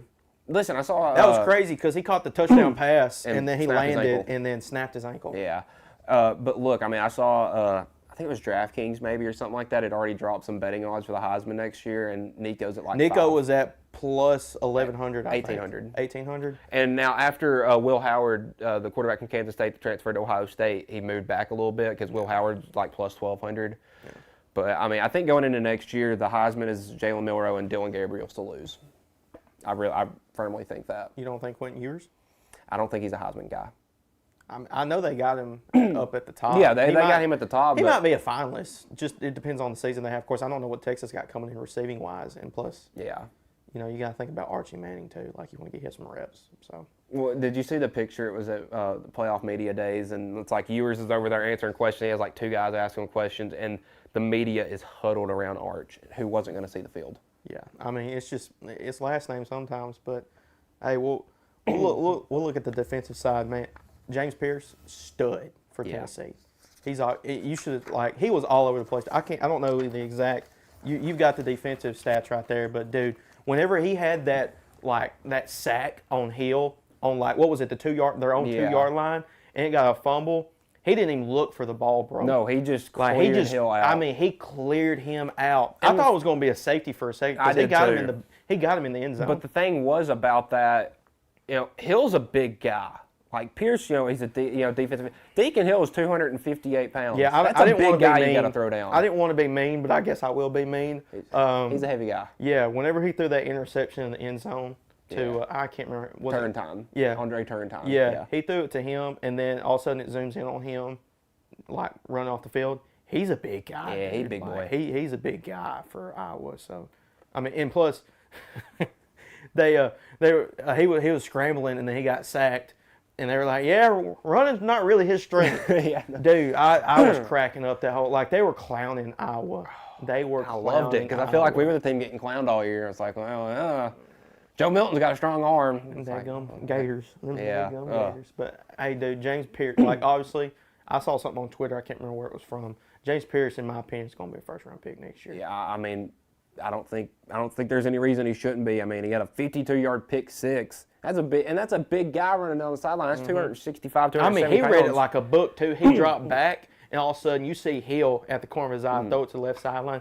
James just jumped in front of it, and I boom, see somebody gone. jump, and I see a 2, and I was like, oh, it's Jordan Thomas that got that number 25. He was our nickel I thought corner. it was too for and a second. I was like, that's James Pierce. Yeah, Because he was moving. He was moving like. Because that dude probably runs a 4.40. Oh yeah. I mean, it's just wouldn't like we surprise got me. so many guys that can move, bro. Like Nico, what is he, 6'6"? Yeah, 6'6". Dude, I mean, when he took off, you were saying it earlier. His strides were like every 2 yards. And I don't want to, get like over the top excited or anything, or say something to make like some Alabama people mad. But honestly, like watching him play, and I think me and Sam talked about this. May have not. He looked like in a way a 6'6" Bryce Young. Just the way he moved around. Now listen, he got sacked 6 times, which wasn't good. But our offensive line did not look good in that game. We still had a bunch of guys injured. But I mean, listen. Get him an offensive line. It's going to be a good time. I mean, you got Cooper Mays coming back. He's obviously the whole O-line's coming back. John Campbell's coming back. Spraggins is coming back. Mays is coming back. And who's our right tackle? Oh, it was going to be Mincy, but he just hit the portal. So that is true. Mincy did just hit the portal. We got to find didn't he hit it yesterday? Yeah. Yeah, I remember. But I thought he was coming back, though. He was, but I read some things that it was kind of like a mutual agreement to part ways. So Yeah, I think mutual party. there's an LSU offensive lineman in the portal right now that I think we're going to try to pick up. I mean, that could probably be the main thing. Well, hey, before we get to our last segment, we'll talk about a little bit of the NBA last night, and we'll start with Golden State and Denver Nuggets, as Denver Nuggets beat Golden State Warriors 130-27 last night, I believe was the final score. And, Michael, we talked about it. Dude, Nikola Jokic, I know some people are not happy. Obviously, Dusty Kaiser doesn't like him. I'm Jokic shaky hater about him. But, yeah, the final score was 130-127, and Nikola Jokic, we talked about that play. That play really wasn't drawn up for him to obviously shoot that shot. But I mean, you saw the way he shot it. I mean, he had the ball brought all the way over his head and kind of just flicked it looked up like there. that shot he had in the bubble, dude. Like where he had that one. He jumped off one leg. He jumped off one leg and then just over the head. And see, this is me as a Warriors fan. Why in the world was Kevon Looney guarding him out in the backcourt? Yeah. Like a big guy like Kevon Looney. Now, don't get me wrong. Kevon Looney, he's great defender. He's a great defender. A great post defender. Great post defender. I wouldn't put him on the perimeter. You need to have Kuminga or, like we talked about, Moses Moody or, I mean, where was Wiggins? Where was Wiggins? That's the perfect guy to guard him. Yeah, where was 6'7", Wiggins 6'8". Because, I mean, there was like, I don't even remember the final, time of it. I got the 34. Jokic ended up with 34, 9, and 10. He was coming in the season averaging 25.7 points a game. Yeah. But, dude, like, just the Warriors this year, man, like, they're just drives me nuts with the Draymond situation. Oh, by the way, Draymond, he's supposed to be returning to the facility soon after that suspension. I don't know when he'll be back, but I mean, I was kind of on the boat, just kick him out of the league. But I mean, I'm a Warriors guy, and I like how he plays offensively. I think he's one of the smartest players in the NBA. That's why I really like him. But sometimes just grew he punches up, people in the face and puts them in chokeholds and stuff like that. Stomp on Yeah, people too. yeah. You see that? I'm sure you've probably seen it. They got like a whole highlight WWE reel for him. Punching Jordan Poole in the face. He could have a whole WWE career. Like, by far. Yeah, he would probably be up there with Cody Rhodes, CM Punk, very entertaining. Seth Rollins, all that group. Yeah, he would have a future in that for sure. Because I would say we've obviously seen from his NBA career, he's a great fighter, and he's also very entertaining.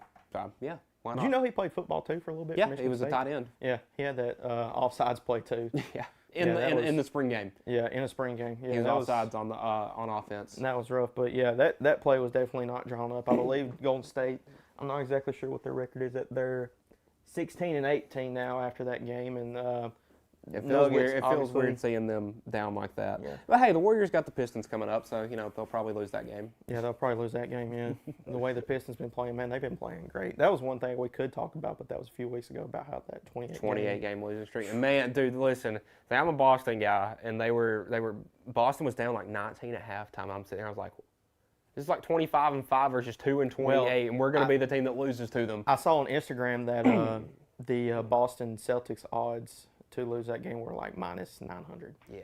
So I mean that's crazy. That's unreal for that. And then they came back, sent it to overtime, won the game, and I was like, and then the Pistons won the next game against the Raptors. So they kind of got the last laugh, I guess you could say. And I'm kind of happy they won because I feel bad for Cade Cunningham. That dude's a baller, and he has. Dude, he had 41, 10, and 11, something like that. Something 9 like and 11. I don't know, but he did everything for that team to win, and they couldn't pull it off. I saw a graphic, and it was like the Boston Celtics, an actual NBA basketball team, the Detroit Pistons, Cade Cunningham, and some of his buddies.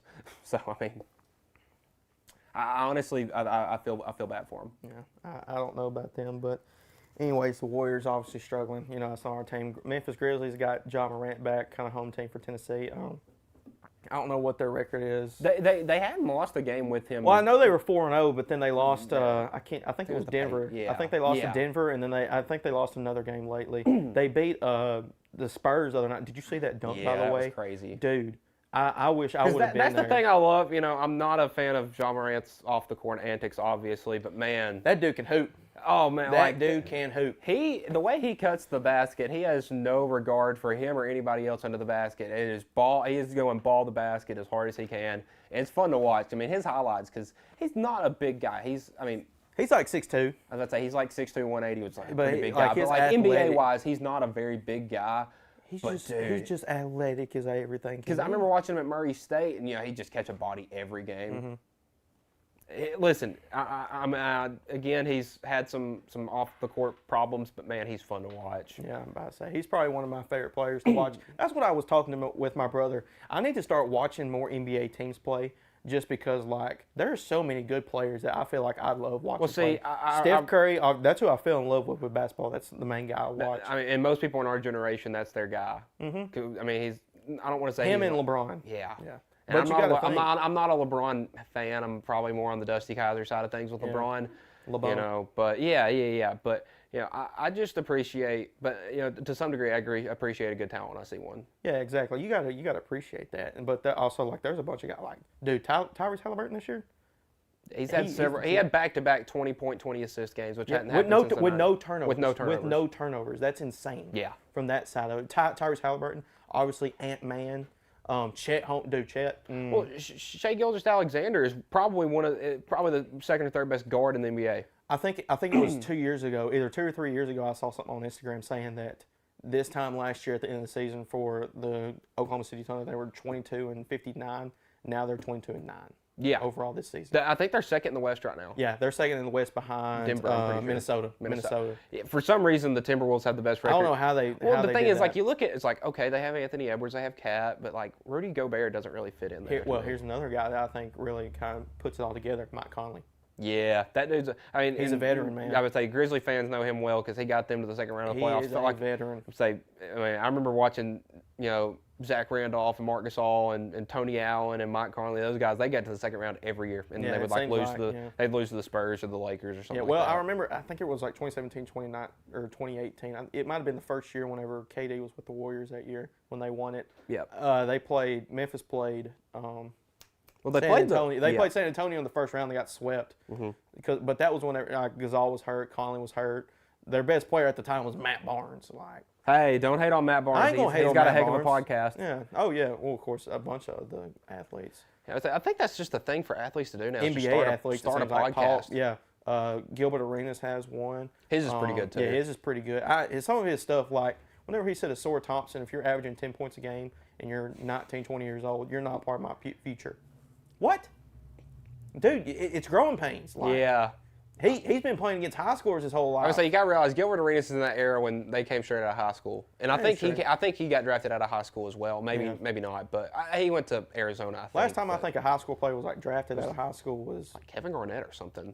Yeah, no. Oh, Dwight Howard. Dwight Howard in 2004. He got drafted out of high school. I don't really know if there's anybody else. Well, they changed the rule around then too, where you had to go to the NBA for a year. So yeah. So moving on to the other game, the other night. Or last night, the Bucks defeated the Spurs at San Antonio 125-21. We got two really good games last night. Dude, Devin Vassell had 34 points, but he wasn't of course, he's not the talk for San Antonio. I honestly didn't. Victor Wembanyama, man. I didn't even know who that was before you said his name. Yeah, but I think he went to Alabama, honestly. He might have. I can't remember. I think it was an SEC team. Anyways. Florida State. Close in the area. It's in the Southeast. Yeah, I'll give you, not in the conference, but I'll give it to you. Yeah, give it to me. But Victor Wembanyama, bro, 27 points. 5 blocks. 5 blocks. We talked about he's got to be leading the league in blocks per game. He and Chet Holmgren, that is a battle for Rookie of the Year. And I think Victor, with that performance he had against Giannis, did you see that block he had against Giannis? Was literally driving down the lane, going to do his like one-handed just on the floor, yam. Yeah, caught it. Met. I mean, listen, there was a bunch of talk, going into the season. It's like, oh, is Wemby going to be able to play in the NBA? Because he's really skinny. He proved them wrong. Man, dude, I mean, he's like an alien out there. I mean, there's that play against the Celtics a week ago or something like that, where he literally took like one step inside half court, jumped from about 2 feet inside the free throw line, and just like, it felt like he looked like Michael Jordan in Space Jam, like reaching from like the 3-point line or whatever it was, and half court. Yeah.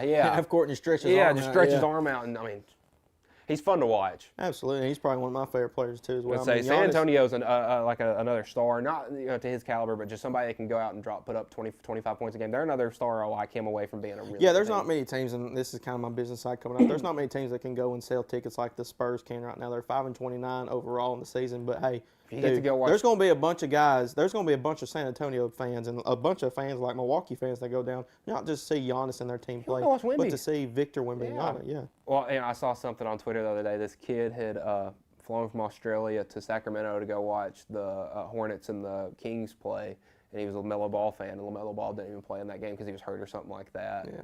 And he's like, I flew 5,000 miles to watch LaMelo Ball play, and he didn't even play. That's rough. Because you always see the happy ones like, oh, I flew 3,000 miles to see LeBron play, and LeBron would go take a picture with him and sign some shoes and stuff like that. And you never see the negative end of that. Man, I saw that. I felt so bad for the kid because he'd flown from Australia to come watch him play. That's a long way, dude, especially from here to the States. But obviously, Victor Wembanyama, he's going to be a star in the future, no doubt.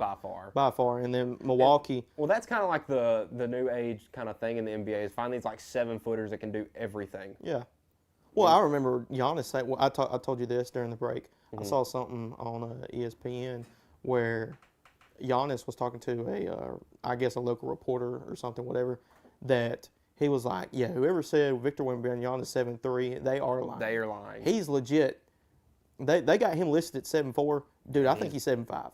He's got to be 7'5". Yeah, I mean, he's a big guy. And usually teams would kind of overshoot something like that. But the NBA is one of those leagues that kind of undersizes people because Anthony Davis is a 7-footer, but he's listed at like 6'10". Porzingis was 7 foot whenever he got drafted, they said, but he ended up being like 7'3". Yeah, I mean, he's a big kid. Well, Kevin Durant's listed at like 6'9". That dude is easily 7 foot. Yeah, no, I remember when they had him listed at 6'9" when he was drafted. They had him and Greg Oden, the 1 and 2 picks, when Greg Oden went 1 to Portland.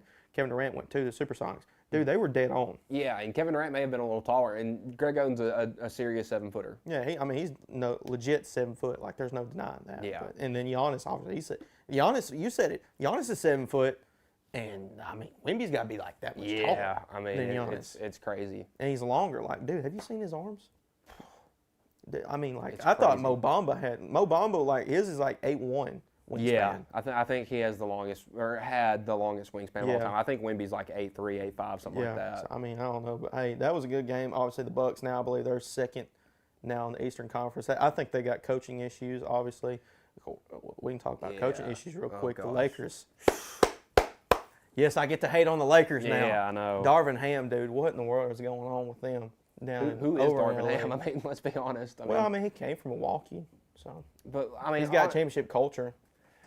See, I'm not a big fan of like finding the somebody's right hand man and like bringing them up because nine times out of 10 that doesn't work. Yeah, because I know Toronto, their head coach, I can't remember his name. It's an odd name, but he was the assistant. Budenholzer? No, it's Vesuvis. Yeah, something like that. He was the assistant for Memphis last year. Yep. They brought him in, and obviously Toronto's having their issues. We can talk about that when we get into NBA talks, because more than likely I think they'll be sellers at the trade deadline. Well, they already they sent OG Anunoby to the New Knicks. York for RJ Barrett and quickly in a second-round pick. So at first, in my opinion, I was thinking, man, Toronto won this trade. Then I looked at it a little bit. I'm like, actually, OG Anunoby's good. He's good. Of course, I don't really watch Toronto much, but I knew I finally figured out who OG was whenever the bubble happened. Yeah. Like, that's when he kind of took off. Well, he hit that big three to win a playoff game against Boston. Yep, he did on that left wing. Yep. Yeah, because I think it was like 0.7 left. I think it was Game 6, Game 5 or Game 6. No, it was Game 5 because they won. Yeah, they won 6. Yeah, But that's just something we can talk about for another time. But the Bucks, they've got coaching issues in my opinion, and the Lakers do too. So both those teams are obviously going to be championship contenders in a lot of eyes. Even though I think what are the Lakers like? It's not in the conference right now. I know they're in the play-in tournament because 17 and 18, so I would say they're right around. Yeah, they're right. Yeah, they're right around that area. Middle of the road. They're probably like right on 10 to be honest. Because I think they are 10 because Phoenix they jumped to 9. Lakers are 10 and the Warriors are 11 right now. Yep. So that's that fight right there for the last spot for the play-in spot. But anyways, we'll wrap up this segment, and coming up next here on the Hayden Burks Show, we'll be talking about our Q&A sports questions. So you don't want to miss that. If you have any final questions to send us in, make sure to send those to our live chat. We'll answer those whenever we get to them, and we'll take a break here on the X Sports Network.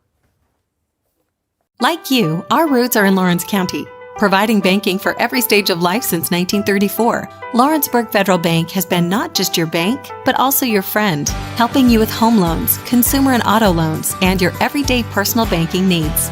Lawrenceburg Federal offers you a warm smile and personal experience, as well as the conveniences of modern-day online banking, mobile banking, and telebanking.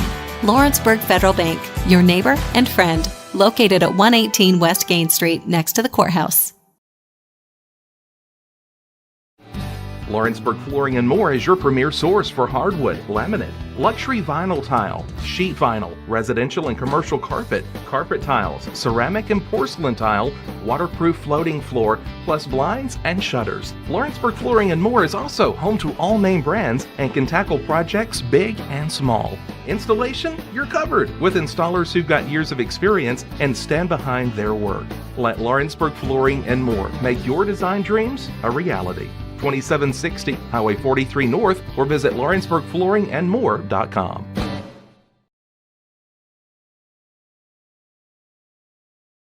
Whether you're looking to spruce up the interior or exterior of your home or business, trust Lawrenceburg Glass to provide a one-of-a-kind product. From windows to mirrors, shower doors, custom framing, storefront installations, and everything in between, Lawrenceburg Glass takes pride in our quality craftsmanship and strong attention to detail. With us, your customer experience always exceeds expectations. We're reliable, on time, and we deliver stunning results. Lawrenceburg Glass. Our passion is reflected in our work.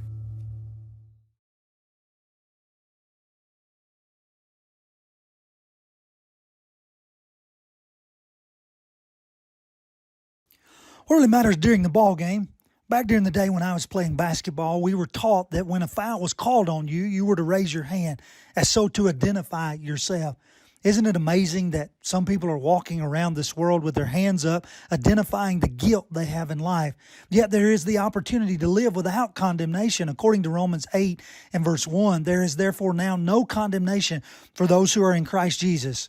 Be in Christ, and you don't have to be identified as one who committed the foul. And that message brought to you by your friends at the Leoma Church of Christ.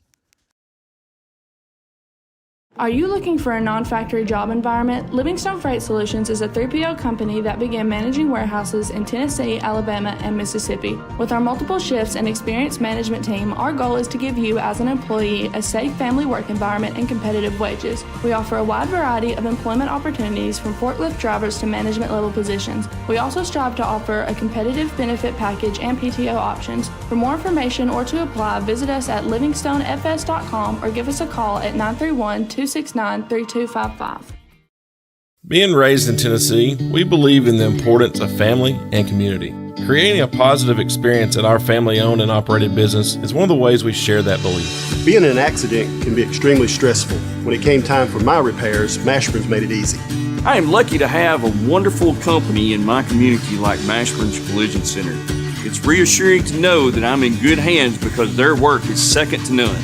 We pride ourselves that the Mashburn name is one of the most trusted in Lawrence County since 1981. Mashburn's Collision Center. Let our family take care of yours. Shop McMaster's Home Gallery for furniture, appliances, and more. And shop quality, shop convenience, shop service, shop local. A family-owned business with a long history of serving the region. We're a one-stop home furnishings destination. We feature brands you know, competitively priced, backed by professional installation and service. You can trust that we'll take good care of you before and after the sale. For your home, shop smart. Shop McMaster's Home Gallery today.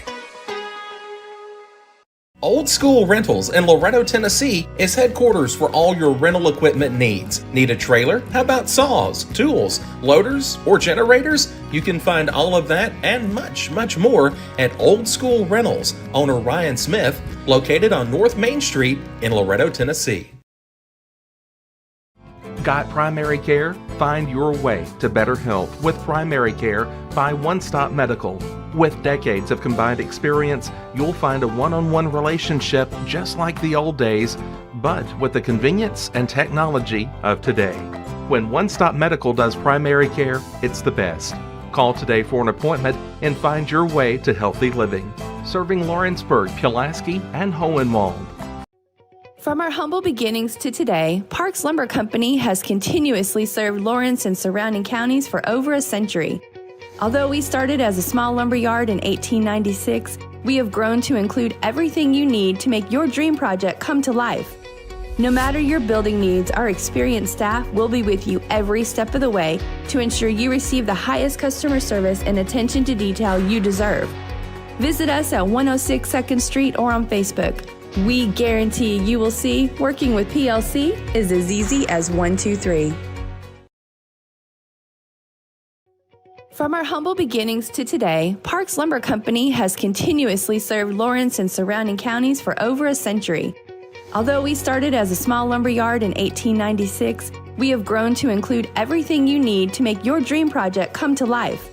No matter your building needs, our experienced staff will be with you every step of the way to ensure you receive the highest customer service and attention to detail you deserve. Visit us at 106 2nd Street or on Facebook. We guarantee you will see working with PLC is as easy as 1, 2, 3.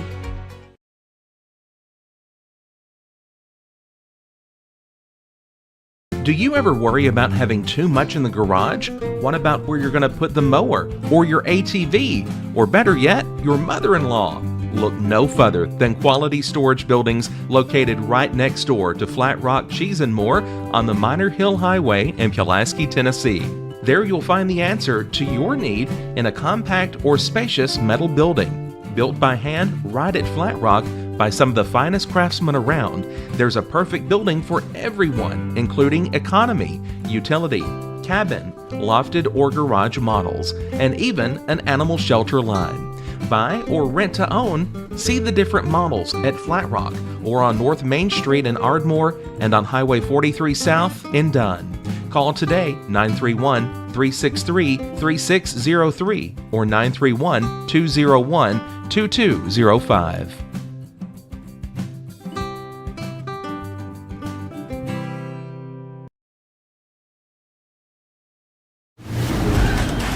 From the X Sports Network, this is the Hayden Burks Show.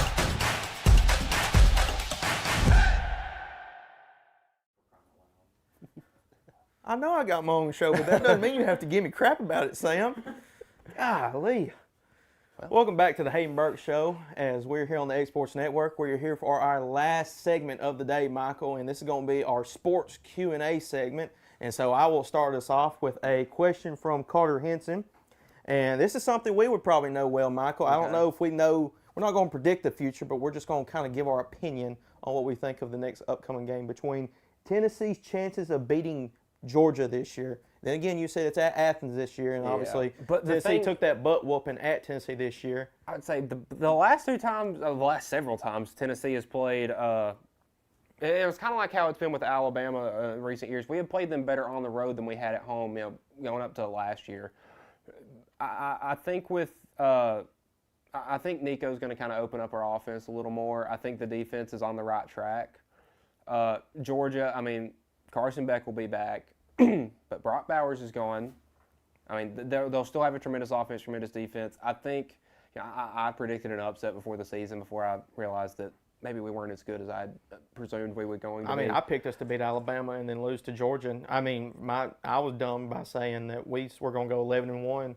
And yeah, but I mean, knowing 11-1, shout out to the Swamp for all those guys that are Florida fans. Sorry, but ruining that whole that killed the whole season. Right yeah, there, that one killed the whole season. That's when we kind of realized that Milton I would wasn't say that I don't know if we'll win this upcoming year, but I think it'll be closer than it was this past year in Neyland when it was like 38-7 or 45-7. I mean, what was the final score for whenever we were number one when we played 24 Georgia? to I think it was 24-13 was the final like score. that. I think we ended with 30 or 13 points. I can't remember what Georgia was. I think it was 27-24. I'll let you look that up if you want to. Yeah. But in my opinion, kind of like what you were saying, Michael, we obviously play better, in my opinion, at Athens when we play them. Obviously, we all know 27-14. 27-13. 27-13. That's what I was thinking the final score was. But we all know what Tennessee does in Athens. They go in there, and it's going to be a close game no matter what. Obviously, Tennessee, when we were number one in the nation last year, we got off to a slow start. We kind of got things rolling in the second half. But, man, I think the environment. Well, Jalen Hyatt twisted his ankle on like the second drive of the game. Yeah, Hyatt twisted his ankle. Did we have Tillman back at the he time? He was, but he wasn't 100%. Yeah, because I remember he didn't have many catches for him. Ramel Keaton was probably our second best receiver. Yeah. Behind that, well, he actually became our number one whenever Hyatt went out because of the ankle issue.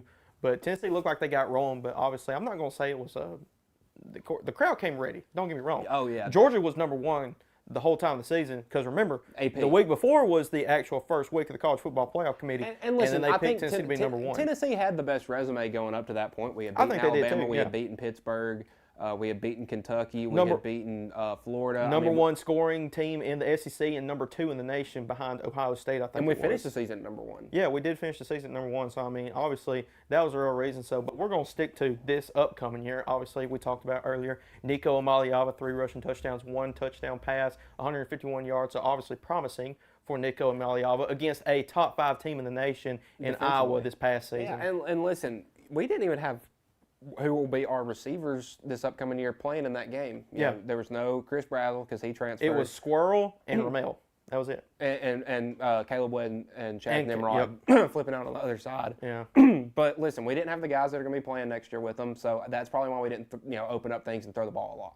Exactly. I think I think Tennessee's going to be back to maybe not the level that we were in 22. But I think we're going to be top 10, 15. I think we'll be. I think our offense will be back on track. Yeah, because I mean, Nico, he's going to have some growing pains. Obviously, we all kind of understand that. But Nico's obviously our golden child this year. I mean, time is now. Future for Tennessee. Time is now. We've been waiting for this moment. What did you just do, Sam? He's I would say knocked over his tumbler. We can't have anything nice here. We can't at all. Man, hey, Sam's just here for a good time. He's here for a good time in the show. Good thing we ain't got Dusty here though. We should bring him in one show, see what happens. Special guest. We need to have him call off work one time. Well, it's Dusty Kaiser here. We're going to talk about Lawrence County. We love you, Dusty. If you're watching, we love you. We're not giving you a hard time. So he swears he's Sam's giving you a hard time. Dusty swears he's the redheaded stepchild. Yeah, that's actually on the website. You know that? Oh, really? Yeah, it's in his bio. I hadn't read that yet, but I'll go back. You're on there. I think they got you and Will Pettis' picture. I don't know. I think you were the one in charge of it yesterday. I didn't do the pictures. I did the schedule. I haven't even sent a bio in yet. I need to do that. I'll send one in. Yeah. I'll go home and do that. Yeah, I had my bio. I did that whenever my family went on a cruise. Anyways, getting off point there. So, yeah, in my opinion, I think Tennessee, obviously, I'm not exactly sure the chances. Yeah. I think Georgia will still end up winning just because of growing pains of Nico. That's, in my opinion, I think it will be a close game. I'll predict the score. I'll go ahead. I'm going to say it's going to be 28-24 Georgia. I'm going to go like 31-20 Georgia. 31-20? Yeah. Okay. So that's fair enough. Both sides kind of. I mean, they don't give up a whole lot of points. You know what I'd love to see, though? 2015. Was it 15 or 16? The Hail Mary? I'd say that was the greatest, Tennessee memory, memory of my lifetime until, obviously, the Alabama game. Yeah. That was a good time. I did get a poster for Christmas of that. I might bring it in here to hang up. That'd be a good piece of memorabilia to hang up. Yeah, absolutely, in here, obviously. All right, next question. But this one is from Zach. Did Michigan know the final play that Alabama would possibly run? Well, the whole, because they sent the running back in motion and kind of sent him out of the backfield before the play. That's a big key that if it's either a swing pass or a quarterback power. So they saw that as soon as Milroe caught it, he kind of just was going forward. He kind of had an idea that was what they were going to run. I mean, you got to realize before the play, they came out, Alabama called a timeout when Burton started cramping up. Well, no, Michigan called the first time out, and then Alabama called the second one, and then that was the Michigan final called play. it, kind of saw what Alabama came out of the injury timeout, I would say. Michigan came out, saw what they wanted to see, called timeout to get an idea, and Alabama just didn't switch up formations. They ran the exact same thing the whole time. They did, and of course, I'm just going to say this. We all know what Alabama is this year. Milroe, get the ball and run. And I think, and he's a tremendous runner. Yeah, obviously he's what is he, like 6'4", 6'5"? And he can scoot. He's a big dude. There were things before the season. He's the fastest guy. He's a bigger Lamar, not as talented and athletic, but he's kind of like Lamar Jackson. Yeah, just the way he moves around. And it also says that Stallions was at the Rose Bowl. The whole thing about that, Connor Stallions is just your most basic looking white dude with a beard and brown hair.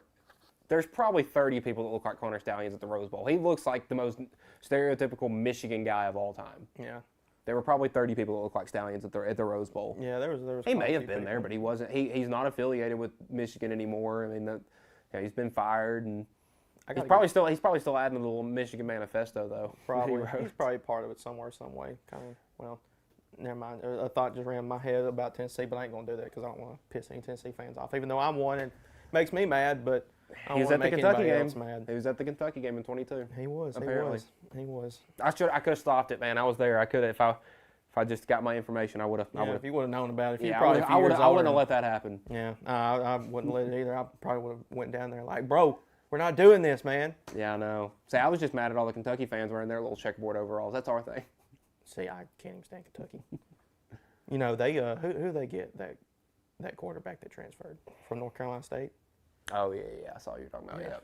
One of my buddies, he's a Kentucky fan, and he was like, man, we got that NC State QB. What you think? What do I think? I could care less. Nobody cares about Kentucky football. So they get a quarterback transfer every year. This year it's Brock Vandegrift from Georgia, and they'll go out there and look decent, and then we're going to beat Tennessee. Yeah, they won't beat Tennessee. I would say that is their Super Bowl every year, and they haven't won it. Beat Tennessee 20. I think it's 19 years now. No, they beat us in 2020. They beat us. I'm thinking a record. My bad. I'm thinking, was it 19-2 the last? Appearances. Well, since 1984, they've beat us 3 times. 1984 was. When was the last time they beat us? It was 2020. 2020. Yeah, that's right. Because that was when COVID year, and then all the crap with Pruitt. Yeah, that was a. Speaking of, did you see that post about Michael Penix Jr. possibly going to Tennessee? Yeah, he was committed to Tennessee, and then when our Pruitt ran him out. I can go over 3 Tennessee coaching staff that dropped on potential quarterback, just great quarterbacks. So when the staff flipped over from Butch to Pruitt, Penix got his offer pulled because I guess we didn't see anything in him. Do we now? Huh? I said, do we now? Yeah, I mean, dang, I'd like him. I mean, second in Heisman, is playing for the national championship on Monday. Yeah, and he was good last year too. He was good. And then the Butch Jones coaching staff said Trevor Lawrence didn't fit our system. Trevor Lawrence is your system, okay? I forgot about that. And then when the staff flipped over from Fulmer to Fulmer to Kiffin to Dooley, we didn't want Taj Boyd. I forgot all about him. And then Bryce Petty. They ended up going to Baylor with Art Briles and that running gun offense that was putting up 50 points a game. Yeah. Just the past, but hey, you know what? The future's bright in Tennessee, so that's all we can say. We got Nico. Yeah, we got Nico. Future's bright. And maybe we'll get the McIntyre kid from Brentwood Academy or whatever it is. I heard about him. I heard he's pretty good. He's down to 2 schools, and it's Tennessee and Alabama. Yeah. Of course. Yeah. Well, I think he'd probably stick to, dude, he's saying, well, don't do that because he's going to stay home. We all know that. Sam's over here. Well, we thought Ty Simpson would stay home, and I'm kind of glad he didn't. Where'd he end up going? Bama. He's like their third stringer. Yeah, that's right. Well, he's not playing football anymore. He's playing lacrosse. No, that was the dude from Notre Dame, Buckner. Oh, I thought Simpson was the one. No. Oh, no. Buckner's the lacrosse guy. I might have got mixed up between two. Well, anyways, maybe the downfall of Bama's going to come soon. We'll have to see what's Saban. It won't. Yeah. We thought they were going to lose. See, I thought, in my opinion, this was me. If they would have won the national championship this year, with all the crap that happened, being down 3-0 to South Florida at halftime, and with everything, the issues, boom, Saban's hanging it up. See, I thought that too, but every time we thought he was going to retire, he didn't. Yeah. So, I mean, we'll see. So, anyways, this will be the final question of the segment. This is Over Celebrations in Sports. This one is by Ty Cobb. So basically, this one is what is too much over celebration? So I mentioned this one because I had this question. This one was sent to me by Ty about a week ago. Whenever he and I got to talking about this show, going to be debuting pretty soon. That's I'm all for getting yourself hyped up and getting your bench hyped up. Say in basketball, like, hey, go get an and one, and an and one finish at the basket, or shoot a three, get fouled, and one 4-point play. Yeah. Stuff like that from basketball, and then football, obviously a touchdown and doing all that. But the first thing, I know you probably may have some examples whenever you've been watching basketball, football, or baseball, whatever you've been watching, Michael. But the first thing I think of is somebody just got here. I don't know who that was, but Angel Reese for LSU I believe it was last year, was early in the season. Yep. We talked about, I can't remember who it was that they played. I think it was Missouri. Yeah, it was an SEC team. It was an SEC team. It was conference play. Yeah, anyway, she had that and one foul, and then she stood Stood shouting, over the girl, screaming, flexed on her. And doing all that. And I told you, they were calling in subs, and she still danced on the sideline. For me, that's excessive. That's excessive, and I don't know how you give out warnings in basketball for over celebrations other than technicals. Yeah. Well, see, my whole opinion with the thing is there's some moments when it's called for and some when it's uncalled for. If it's just a regular 3-pointer in the middle of a game, okay, throw up the three, whatever you do. But I mean, don't flip out. I mean, the whole Angel Reese thing. I'm not necessarily a hater of her. I'm not either. I think she's done a lot for the game of basketball. I think, and she's brought a lot of people to women's basketball because that LSU Iowa game last year, national championship, had a ton of viewers. Unreal. Everybody watched that. Caitlin Clarkson. I can't remember the last time I had watched a women's national championship, and everybody watched that. I watched that all the way through. Exactly. It was a great ball game. They brought a lot of eyes to it, but I don't think she's necessarily the best role model because there's all the stuff that's come out this year about her, with whether it's disagree, battling egos with her head coach and stuff like that. Yeah. That and social media, of course, that's another thing for another time with student athletes and social media. But then there's people like Caitlin Clark that I think are great for the sport. Absolutely. And then there's jokes about her going to the Pistons, but Well, yeah, she could probably go to the Pistons. I think probably start. Well, I remember a few weeks ago, who's Indiana? The Fever, Indiana Fever. They won the first overall pick, so more than likely, but she will be playing with Aaliyah Boston. I think that's her name, from South Carolina a few years ago. So obviously that's going to be a dynamic duo that the Fever will have in a few years. I mean, Caitlin Clark is, everybody's seen that little shot she took from the logo, that buzzer beater against Michigan State. Dude, she is unreal. Dude, just over the top, one step, a little behind the back, take off, and boom. She's good. She is good. She's going to be good. But on the football side, we'll finish off. Football, I'm all for you. I don't care if you dance and all that stuff, as long as it doesn't interfere with play. I think that's a good line to draw, as long as it doesn't interfere with the game, like the flow of the game. Exactly. Yeah, or something inappropriate like what was it, Randy Moss? Oh yeah, doing that the to the moon to the crowd at Lambeau. Well, Joe Buck wasn't a fan of it. I thought it was funny. Yeah, I thought it was hilarious, but there's just some things that are uncalled for whenever you're stomping on the other team's logo. Oh, I take that. Of course, that's a Tennessee thing that I'm not going to get into. Killed the season. Yeah, whenever we get to Tennessee, when we talk about them on this show, it's a lot of sadness. I might have a come apart. Yeah, it's a lot of sadness because I don't know how many times we've been this close. Yeah. We could talk about them next week, honestly, because it'll be the end of their season. Obviously, they're not going to make a run, so they might play spoiler. They're probably not, and go, where are they, 5-11 right now? Yeah. So they'll be more than likely 5-12, possibly. Who knows? But hey, Michael, it's been a great first show, the Hayden Burks Show. I appreciate you coming on. Sam, I appreciate you helping us out, man. I can't wait for next week, and hopefully we can get this thing going. I'm assuming we'll talk about it if you want to tune in on the Hayden Burks Show on the Exports Network. I'm assuming we'll be going 11 a.m. Friday every week, so tune in for those days. We'll have a live chat. Make sure if you have any questions throughout the week, not only us live on the show, but tuning in throughout the week and send us questions that we can answer, and we'll maybe choose your question. Who knows? But that will be it for today's show. Michael, good to have you as co-host today. Appreciate you coming in. Glad to have you. Glad you had me. Absolutely. Our producer extraordinaire, he's been doing a lot today. I know he helped me out the last 2 days, so I appreciate him. Sam Camp doing this thing. Everybody here at the Tennessee Valley Media, Ben Luna, Kevin Wright, that kind of put into this. My name's Hayden Burks, and we appreciate you joining, and that'll be it here on the X Sports Network. Take care. Hayden Burks goes the distance for local sports on the X Sports Network.